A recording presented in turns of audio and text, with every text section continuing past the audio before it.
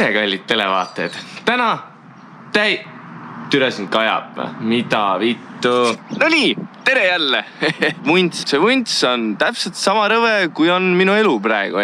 Las see vunts olla. 6 kuu kokkuvõtt. Alustame algusest ja räägime, mis Sydneys toimus. Võtame naised 200. Ma sain keppi 4 naiselt. Paar korda käisin ka klubis.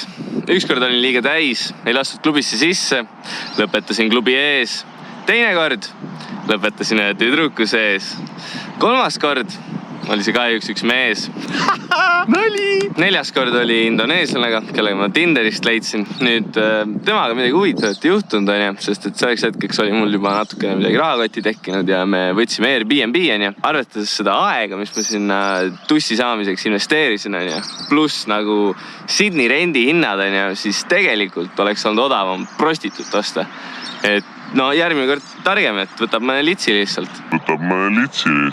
Järgmine teema.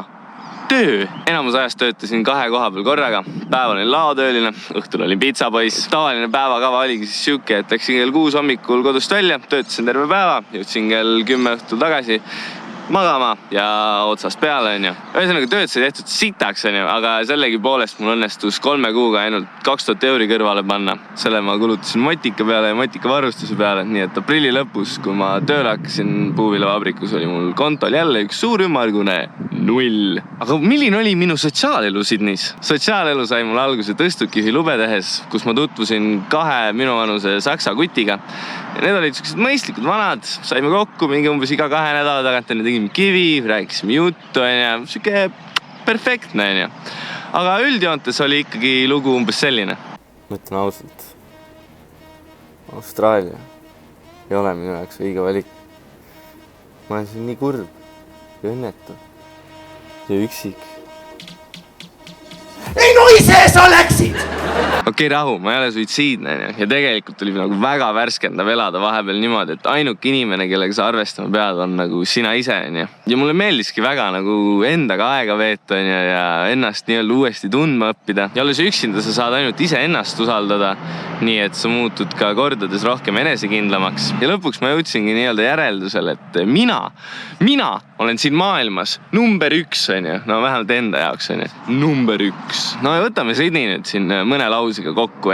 See oli üks väga katsumuste rohke, põnev periood mu elus. Kindlasti ka üks kõige õnnelikumaid perioode mu elus. Ja siinkohal tahaks natuke tänada ka oma sõpru ja vanemaid, et nii toetavad olite. Kui mingi sõber ütleb sulle, et ma võtan mingi 1000 euri kaasa, lähen Sydneysse raha teenima, üks kõige kallimaid linna maailmas, Meelotska. Ja mul on plaan ka, et ma hakkan tõstukijuhiks. Et ma teen tõstukiload ära seal, siis ma lihtsalt hakkan tõstukijuhiks. Tegelikult ju õige reaktsioon oleks selle peale, et tule, kas sa oled debiilik või? No veits olingi, aga see näitabki nagu seda, et kui sa piisavalt endasse usud, siis usuvad inimesed ka sinusse. Ja kui sul on eesmärgid paika pandud ja kindel siht ja sa ei näegi üldse võimalust, kuidas sa võiksid nagu failida. Ja kui sa oled valmis oma eesmärgi nimel piisavalt tööd tegema, siis ju paratamatult see kannab vilja. Terve see asi on mind väga palju iseseisvamaks teinud. Ja kuredi, ma imesin ühe venna riistaga. No võt, ja see on lühidalt siis Sydney kokku võetud. Anyway, läksin siis aprilli lõpus mina Sydneyst ära Talbisse, sest et puuviljavabriku töö hakkas. Ja siis ootas mind ees 1000 kilomeetrine motikaretk, mis oli muidugi täielik rongi õnnetus. Teate seda momenti, kui keegi teeb nagu liiga ohtlikku möödasõitu, siis teil nägu tõmbab umbes siukseks ja perse tõmbab ka veits krampi. Ja no põhimõtteliselt täpselt samamoodi, kui perse krampis ja grimass näol ma pidin need 1000 kilomeetrit läbi sõitma. Aga siiski läbi vere ja pisarate ma lõpuks jõudsin Talbisse oma vabriku külla. Nüüd, Talbi on süke Rapla-taoline linn. Täielik sitaauk. Tore küla. Sitaauk. Ühesõnaga, meile hooajatöötajatele oli seal renditud üks maja. Kui mina majast sisse astusin, siis tuli välja, et pooled mu töökaaslased on eestlased. Nüüd, kuigi ma ei olnud eestlasi 4 kuud näinud ja rääkinud ka keelt väga vähe, siis ikkagi esimene minu reaktsioon oli, et putsi küll. Miks? Sest võõrad eestlased ühe katuse all 3 kuud. No, see on katastroofi retsept. Ja täpselt nii oligi. Lugu sellest, kuidas Karlist saab hüljatud hälvik. Esimene peatükk Karl tahab inimestega tutvuda. Minu jaoks vähemalt nagu kõige parem viis inimestega tutvumiseks on see, et me teeme kivi koos, onju. Võtab barjäärid maha, onju, kaotab maskid ära, pluss mul võtab seda ärevust ka maha, onju. Nüüd aga, kui ma läksin inimestelt küsima, et kas te kivi ka teete, onju, siis sain eitavaid vastuseid ning pigem vaadati nagu selle pilguga, et kanep, see on ju narkootikum. Ja no juba siis hakati vaatama, et tere, see vend on vist ikka natuke narkar, vaata. Teine peatükk. Minu YouTube'i kanal leitakse ülesse. Alguses jäi mulle mulje, et inimestele meeldisid mu videod, onju. Aga siis selgus, et nad pigem nagu rohkem naersid minu üle kui minu ka, onju. Sest et no nendest vlogidest ilmselgelt jääb mulje, et ma olen siuke päris edev vend, onju. Noh, mida ma võib-olla natuke olen ka, onju. Aga ühesõnaga see meie alfases keskkonnas, see ei läinud kohe mitte. Ning mind hakatigi vaikselt tembeldama sinna, no mitte nii heteroseksuaalsete kategooriasse, onju. See on mingi pedevärk, vaat, lõpeta ära, vaat. Ühesõnaga paar nädalat ja juba natuke narkar ja natuke pede, onju.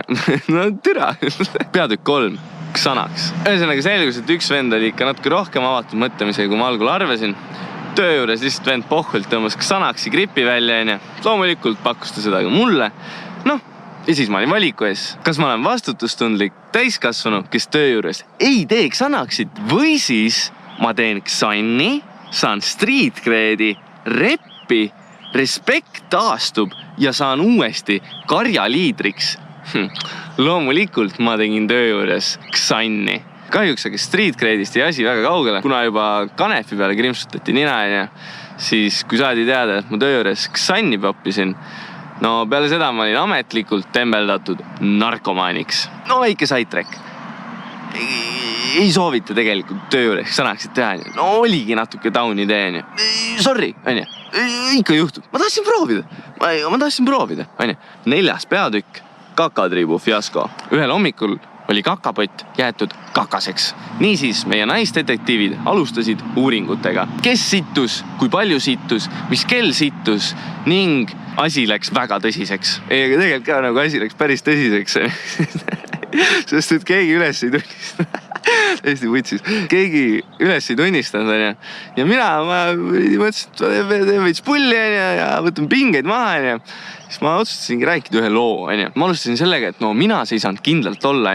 Sellepärast, et mina olen üks nendest rohelise mõttemaailmaga inimestest, kes magevee kokkuhoiu nimel on nõus sittuma duši all, ja ma küsisin natuke, siis ma ütlesin, et et kui on veits tahkem sitta, siis ma situn sinna resti peale ja varbaga niimoodi kuradi ajan sealt sisse selle, ja noh, saabki 2 ühes teha, ja kujutate pilti, mitte keegi ei naernud. Siis ma sain aru, et selles sotsiaalringis ma olen läbi kukkunud. 5. peatükk, viimane tilk tõrva.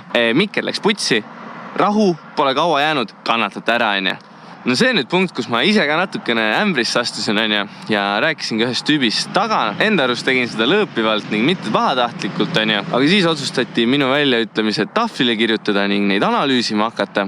Ning selgus, et mina olen kogukonna vaenuõhutaja.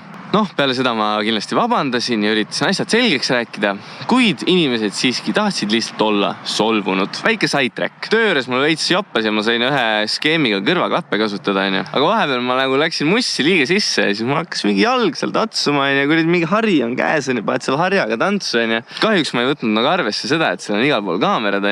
Ja kui ülemused seda kaamera pealt nägid, siis otse loomulikult kohe tembeldati mind sitaseks pederastiks. Ja nüüd ma olen jõudnud punkti, kus kodus olen ma hüljatud hälvik ja töö juures sitane pederast. Aga noh, mis siin ikka, õpime vigadest, lähme tugevamalt edasi ja võtta asja nagu ikka, huumoriga. Igatahes siin me nüüd oleme, 7 kuud hiljem. Viimase 3 kuuga 10 000 euri taskusse pannud, mis on väga positiivne, sellepärast, et raha kogumise eesmärgil ma siia tulin. Ja hetkel tundub reaalne aasta lõpuks kokku saada umbes 25 000 euri. Ma hakkan tööl ühes Solar Farmis, kus pleki visatakse. Ei üritasin fleksida ega midagi, lihtsalt olen aus. Anyway, kui sa siia lõpuni oled minuga koos jõudnud, siis sa oled puhas legend. Ja kui viitsid, siis mine Instagrami, @reispass, üritan seal ka naljakas olla. Vahel tuleb välja, vahel ei tule. Mis siis naerata mu kannatust üle. Igatahes siin kanalis, siin ma olen hetkel võtnud eesmärgiks iga teine pühapäev video üles laadida. nii et kohtume 2 nädala pärast, on ju. Fuck reis. Nukid, kurat. Kehti vend, kurat. Sotsiaalelu sai mul alguse, türa naera siis putsi. Sotsiaalelu sai mul alguse, tõstukil juhi tehes. Sotsiaalelu sai mul alguse. Ühel hommikul oli kakatriip, jäetud kakas. Kakatriip oli jäetud kakas. Ai, nali, reis. Komedi. Now blow them away.